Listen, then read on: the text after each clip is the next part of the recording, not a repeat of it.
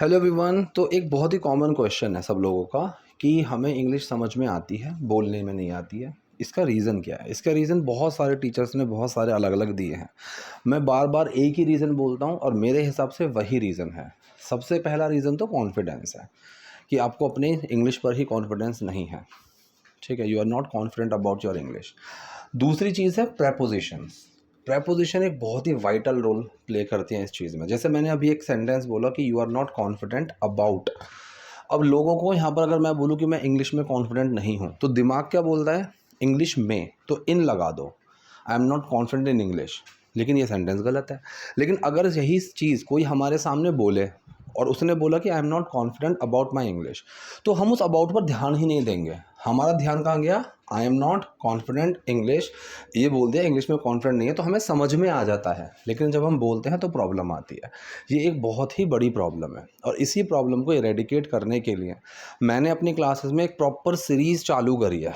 जो लोग मेरे स्टूडेंट हैं they can link with this, कि हम अभी किसी काम को करने में उस चीज़ पर हमने काम किया। जैसे किसी काम को करने में डिफ़िकल्टी आती है, प्रॉब्लम आती है, हेजिटेट करते हैं, राइट। किसी काम को करने में कुछ स्पेंड करते हैं, इन्वेस्ट करते हैं, राइट। बहुत सारे हमने इस तरीके की टर्म्स सीखी, उनकी हमने प्रैक्टिस भी करी, क्योंकि प्रैक्टिस करना तो सबसे इंपॉर्टेंट है। आप सीख लोगे but if you don't practice then there is no point of learning those things if you don't know how to use those things in your conversation, right. Plus अब हमारा नेक्स्ट शुरू होगा कि किसी काम को करने से, उस पर हम डिस्कस करने वाले हैं।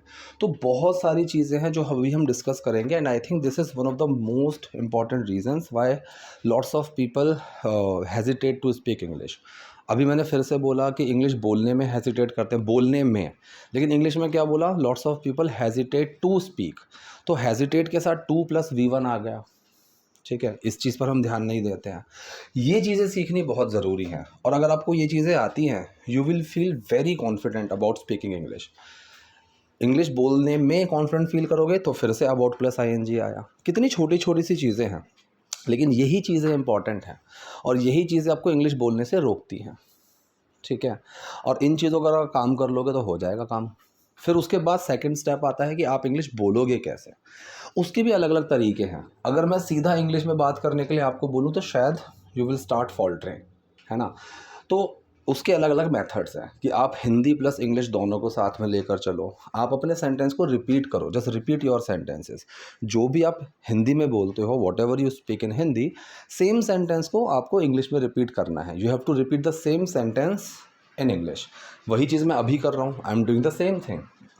तो इस चीज़ से ना you are just translating your sentences but the other person they will think कि you know how to speak English. तो यही चीज़ आपको करनी है। छोटे छोटे से मेथड्स हैं and don't be so fastidious about your English. बिल्कुल ज़्यादा पागल नहीं हो जाना है कि हर सेंटेंस में हर चीज़ करेक्ट होनी चाहिए। बहुत बार ऐसा होगा कि हो सकता है कि छोटी छोटी चीज़ों में गलती हो, लेकिन 90% चीज़ें अगर सही है then you are good to go. कोई भी, चाहे वो नेटिव स्पीकर हो, चाहे सेलिब्रिटी हो, कोई भी हो, they all make mistakes while speaking. सब लोग गलतियां करते हैं, लेकिन बहुत ज़्यादा नहीं करनी है। ऐसा नहीं है कि आपके 70% सेंटेंसेज में ही छोटी छोटी गलतियां हैं। तो इन चीज़ों का ध्यान रखो। चलो आज की वीडियो शुरू करते हैं। तो गाइस, पहला सेंटेंस क्या है? पहला सेंटेंस है, मैं ये बात बोलने में कई बार हिचकिचा जाता हूँ। राइट। किसी चीज़ को बोलने में हिचकिचा जाना, वाइल का यूज़ कर सकते हो। अगर आप हेजिटेट का यूज़ करोगे तो वो भी कर सकते हो। आई हेजिटेट टू से this, right. So I often falter. अब यहाँ पर एक वर्ड है फॉल्टर। फॉल्टर का मतलब होता है अटक जाना, हिचकिचा जाना। फॉल्टर आप बोलने के लिए भी यूज़ कर सकते हो। और जैसे मान लो कोई गाड़ी है जो रुक रुक कर चल रही है, खटखट करके चल रही है, तो that car is also faltering. ठीक है। सो आई ऑफन फॉल्टर, मैं अटक जाता हूँ बोलते वक्त, हिचकिचा जाता हूँ बोलते वक्त, वाइल सेइंग दिस। ठीक है। तो वाइल प्लस ING का यूज़ बहुत ही बढ़िया है। आप अगर कुछ समझ में ना आए किसी काम को करने में, करते वक्त, आप वाइल का यूज़ कर सकते हो। मैक्सिमम सेंटेंसेस सही निकलेंगे, that's a trick. So I often falter while saying this. इस चीज़ को बोलने में मैं कई बार अटक जाता हूँ। कई लोग मेरी सफलता को लेकर असमंजस में थे, मतलब श्योर नहीं थे। So if you are not sure about something then you are sceptical about that thing. तो श्योर के साथ भी अबाउट लगा, स्केप्टिकल के साथ भी अबाउट लगा। स्केप्टिकल का मतलब होता है कि जब आप किसी चीज़ को लेकर श्योर नहीं हो। तो कई लोग मेरी सफलता को लेकर असमंजस में थे, राइट। सो मैनी पीपल ठीक, लॉट्स ऑफ पीपल, कुछ भी लगा सकते हो। सो स्टेट ऑफ बीइंग का सेंटेंस है, सब्जेक्ट आया मैनी पीपल, हेल्पिंग वर्ब आया वर। वो क्या थे, स्केप्टिकल थे, किस चीज़ को लेकर, मेरी सक्सेस को लेकर। तो they were sceptical about my success. So many people were sceptical about my success. ऐसे सेंटेंस को यूज़ करके ना आप कॉमेंट सेक्शन में सेंटेंसेस बना सकते हो। Right, I was sceptical about your classes first, but when I join then I got to know that these are very useful.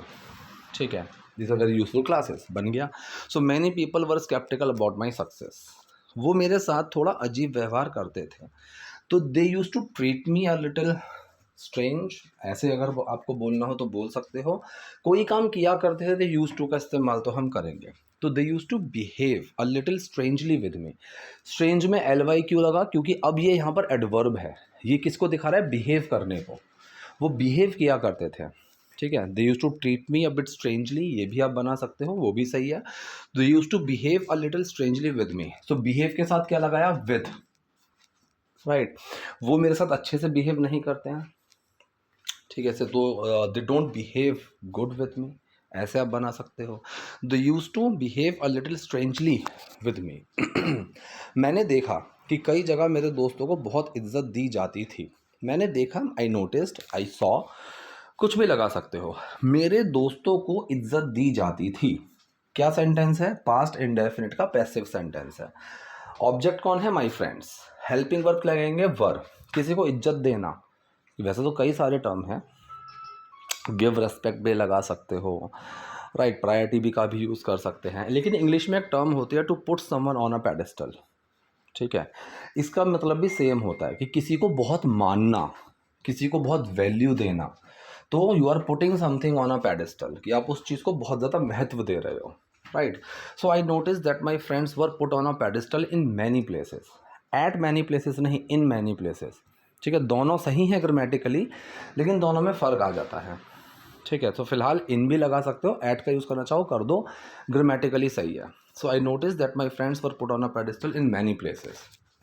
ठीक है, क्योंकि आप जितना अच्छा काम करोगे उतनी ही इज्जत मिलेगी। The more the more the more the less, वो वाली टर्म आ गई। जितना उतना वाली क्लास में ये चीज़ें हमने बहुत अच्छे से पढ़ी हैं, और जितना उतना एक बहुत ही इंपॉर्टेंट टॉपिक है स्पोकन इंग्लिश का। बिकॉज साइड में रखते हैं, जितना अच्छा आप काम करोगे, इस पहले टर्म में विल नहीं लगाना है। Even if you are talking about the future, you are not going to use will in this term. ठीक है, दूसरे क्लॉज में लगाना चाहो लगा सकते हो, but many times you will see कि ये सेंटेंसेस बनते हैं in type 0 conditional formation. So the better you perform, और हमेशा सेकंड सुपरलेट डिग्री लगती है। ठीक है, the more, the better, the longer, इस तरीके से। द बेटर यू परफॉर्म, उतनी ही इज्जत मिलेगी। अब यहाँ पर मोर का सेंस आ गया, उतनी ज़्यादा, क्योंकि इज्जत मिलना कोई एक्शन में तो मैं लगा नहीं सकता। The more respect you gate, ठीक है, उतनी ही ज़्यादा आपको इज्जत मिलती है। यहाँ पर गेट का यूज़ क्या है, मिलना। गेट के बहुत सारे यूजेस होते हैं, बहुत सारे। हम एक बुक रीडिंग सेशन भी रखते हैं, उसमें मैंने सिखाया था कि कम गेट मी। ठीक है, और हमने गेट के 12 यूजेस वैसे भी पढ़े हुए हैं।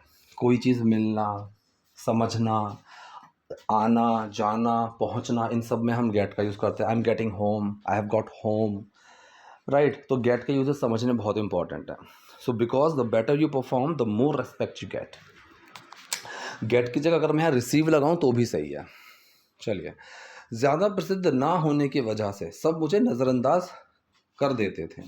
Right, because of not being very famous, अगर मैं ऐसे बनाऊं तो भी सेंटेंस सही है। यहाँ पर स्टेट ऑफ बीइंग की बात हो रही है, ना होने की वजह से। अगर मैं कहूँ खेलने की वजह से, सो बिकॉज ऑफ प्लेइंग, तो मैंने प्ले में आईएनजी लगाया। अगर मैं कहूँ होने की वजह से, सो बिकॉज ऑफ बीइंग, और यहाँ पर आप बिकॉज ऑफ की जगह फॉर का यूज़ भी कर सकते हो, थोड़ा सा एडवांस्ड है। जैसे मैंने कहा कि इंग्लिश में फ्लुएंट होने की वजह से उसको ये जॉब मिल गई, so he got this job for being fluent in English. और अगर मैं कहूँ कि he got this job because of being fluent in English, दोनों सही हैं। देखो, जहाँ पर भी आप एक्शन की फॉर्म लगाते हो, चाहे उसमें आईएनजी लगाओ, थर्ड फॉर्म लगाओ, फर्स्ट फॉर्म लगाओ, सेकंड फॉर्म लगाओ, अगर वही सेंटेंस मैं कंडीशन का बनाता हूँ तो सारी चीज़ें बी के अंदर होंगी, और यही सेंटेंस अगर मैं पोजेशन का बनाऊँ तो सारी चीज़ें हैव के अंदर होंगी। यही एक इंग्लिश का बहुत बड़ा बेस है। और अगर आपको ये चीज़ समझ में आ गया तो you know how to frame all the sentences. Now the only thing which is left is to work upon your vocabularies and structures, all those things, you know. चलिए, so because I was not very famous, क्योंकि मैं बहुत ज़्यादा famous नहीं था, because of not being so famous, दोनों चल जाएंगे, लोग मुझे नज़रअंदाज किया करते थे. राइट, सब मुझे नज़रअंदाज किया करते थे. तो कोई काम किया करते थे, फिर से यूज टू आएगा. सब्जेक्ट कौन है? सब, एवरीवन. हेल्पिंग वर्ब आया डिड, एक्शन आया यूज टू प्लस वर्ब की फर्स्ट फॉर्म, तो डिड छुपेगा यूज टू के अंदर और यूज्ड टू बन जाएगा ED. Everyone use to brush me off, brush someone off, brush something off. इसका मतलब होता है नज़रअंदाज करना, इग्नोर करना. तो give someone a cold shoulder, इसका मतलब भी सेम होता है. ठीक है, ये छोटी छोटी सी जो कॉमन चीज़ें हैं ना, ये पता होनी चाहिए. ऐसा नहीं है कि you can learn all the vocabularies, possible ही नहीं है, नो वन नोज. ठीक, लेकिन जितनी भी कॉमन चीज़ें हैं वो तो पता हो. ठीक है, the more words you know the more confidence you get, and you know how to speak, how to express your sentences the way you are feeling. Right, कई बार we have to use some makeshift sentences because we don't know what exact word we have to use to express this thing, right? So we are using some makeshift words, right? So we don't have to do this. Just to eradicate this problem, you should be knowing कि how to express yourself the way you actually want. ठीक है, चलिए आगे बढ़ते हैं. मुझे बहुत सारी बातें बिल्कुल साफ साफ याद हैं, एकदम साफ साफ, जैसे कल ही हुई हो. राइट, तो इसके लिए एक टर्म आता है vivid. Something was very vivid. ठीक है, उल्टा भी एक होता है ल्यूसिड या वेग. ठीक है, वो एक अलग चीज़ है. फ़िलहाल मुझे बहुत सारी बातें बिल्कुल साफ साफ याद है. मुझे याद है मतलब आई रिमेंबर बहुत सारी चीज़ें, मैनी थिंग्स. वेरी विविडली या सिर्फ विविडली भी लगा सकते हो. राइट, आई विविडली रिमेंबर, ये भी सही है क्योंकि यहाँ पर एक्शन है रिमेंबर. ठीक है, तो विविडली एक्शन से पहले भी लगा सकते हो. आई विविडली रिमेंबर मैनी थिंग्स, या फिर I remember many things very vividly, या सिर्फ विविडली. ठीक है, लोगों के इसी व्यवहार ने मुझे और मेहनत करने के लिए मजबूर किया. राइट, किसने मजबूर किया? लोगों के इस व्यवहार ने. सेंटेंस कौन सा है? पास्ट इंडेफिनिट, मुझे मजबूर किया. राइट, सब्जेक्ट है यहाँ पर लोगों का व्यवहार, सो this behaviour of people. Right, ये जो व्यवहार था लोगों का, सो this behaviour of people. Subject हुआ, हेल्पिंग वर्ब आया डिड. एक्शन क्या है? मजबूर करना, कंपेल करना. ठीक है, फोर्स भी लगा सकते हो, कंपेल भी लगा सकते हो. डिड छुपा कंपेल में, कंपेल्ड बन गया. So this behaviour of people compelled me, किस चीज़ के लिए? To work harder. Work harder, और मेहनत करने के लिए. ठीक है, तो वो जो और लिखा हुआ है ना, और मेहनत, इसलिए हार्डर लिखा. अगर सिर्फ ये होता है मेहनत करने के लिए, टू वर्क हार्ड, एक तो लोगों को बड़ी कन्फ्यूजन रहती है. Hard work, work hard, hard working. Work अगर पहले लिखा हुआ है तो वो एक्शन है. Right, she was working hard, I am working hard on this, you know. ठीक है, अगर मैं हार्ड को पहले दूँ हार्ड वर्क, अब वो एक नाउन है, अगर एक्शन में लगाना है तो डू लगाना पड़ेगा. आई एम डूइंग हार्ड वर्क. और अगर हार्ड वर्किंग है तो वो एडजेक्टिव है, किसी इंसान के बारे में बताएगा मेहनती. सो वर्क हार्ड मतलब मेहनत करना, हार्ड वर्क मतलब मेहनत, हार्ड वर्किंग मतलब मेहनती. ये चीज़ें क्लियर होनी चाहिए. तो सेंटेंस क्या बना? लोगों के इसी व्यवहार ने मुझे और मेहनत करने के लिए मजबूर किया. So this behaviour of people compelled me to work harder. मैंने दिन रात बहुत मेहनत की. Right, I work day and night. कोई दिक्कत नहीं है, बिल्कुल सही है. एक टर्म होती है to burn the midnight oil. ठीक है, I burn the midnight oil. अगर मैं इतने पर भी रोक दूं sentence, right, even if I stop my sentence here, still this sentence is complete. So I burned the midnight oil, मैंने बहुत ज़्यादा मेहनत की. और अगर आप इसको प्रॉपर एक्सप्लेन करना चाहते हो, I burned the midnight oil and worked very hard day and night, तो भी सेंटेंस चलेगा, कोई प्रॉब्लम नहीं है. दोनों तरीके से बिल्कुल सही है. मैंने अपने काम में कोई कसर नहीं छोड़ी. ठीक है, I did not leave any stone unturned in my work. ये बनाओगे तो भी सही है. और I pulled out all the stops in my work, ये भी सही है, इन लगेगा यहाँ पर. ठीक है, to pull out all the stops. ठीक, ये भी इंग्लिश में एक टर्म होती है जिसका मतलब होता है कोई कसर ना छोड़ना. Getting my point? So I pulled out all the stops in my work. बन गया सेंटेंस। अब नतीजा आपके सामने है, the result is in front of you. Front of you के साथ हम इनका ही यूज़ करेंगे, द रिजल्ट है इन फ्रंट ऑफ यू, आपके सामने।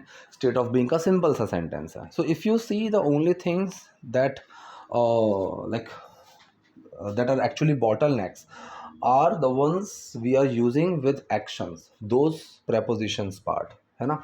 and if you know how to use those terms ना, it becomes very easy for you to speak English. and if you don't know कि how do we use these terms, अब जैसे think है, think के साथ about लगाऊं, off लगाऊं, for लगाऊं, गड़बड़ आ जाती है, right. Happy about, happy for, happy to, ये चीज़ें confusions क्रिएट करते हैं। So if you know how to make these sentences, if you know how to use these preposition, if you know the differences among these points, then you can speak English confidently. और इसी चीज़ पर सबसे ज़्यादा मैं काम करवा रहा हूँ अपने बच्चों से, ठीक है। चलिए, अगर आप किसी नतीजे में अगर आप किसी चीज़ में अपना पूरा दिल और जान लगा देते हैं, मतलब पूरी मेहनत, पूरा खून पसीना, इसको हम बोलते हैं हार्ट एंड सोल, और साथ में लगता है put. If you put your heart and soul into something, in भी लगा सकते हो, इनटू भी लगा सकते हो, सही चीज़ है इनटू, राइट। सो पुट का यूज़ होगा और इनटू का यूज़ होगा। If you put your heart and soul into something, अगर किसी चीज़ में, अब जैसे अगर मैं सेंटेंस ये बोलूँ कि इसको इंग्लिश में ट्रांसलेट करो, so translate this sentence in English, सुनने में सही लग रहा है लेकिन यहाँ पर भी इनटू आएगा, translate this sentence into English, ठीक है। यही सही तरीका है। इन और इनटू में फ़र्क हमने क्लास में डिस्कस भी किया हुआ है प्रेपोजिशंस की क्लास में, and this is a very subtle difference, you know, you should be knowing. And even lots of people just brush it of, वो इस चीज़ पर ध्यान नहीं देते हैं। दे आर यूजिंग इन और इनटू आर्बिट्रेरली। आर्बिट्रेरली का मतलब अपने मनमाने तरीके से, ठीक है। तो भगवान भी आपका साथ देने लगता है, कोई काम करने लगता है, स्टार्ट प्लस ING, राइट। भगवान भी, इवन गॉड, हेल्पिंग वर्ब आया डज, एक्शन है स्टार्ट सपोर्टिंग, स्टार्ट के साथ एक्शन जो है उसमें ING लगेगा।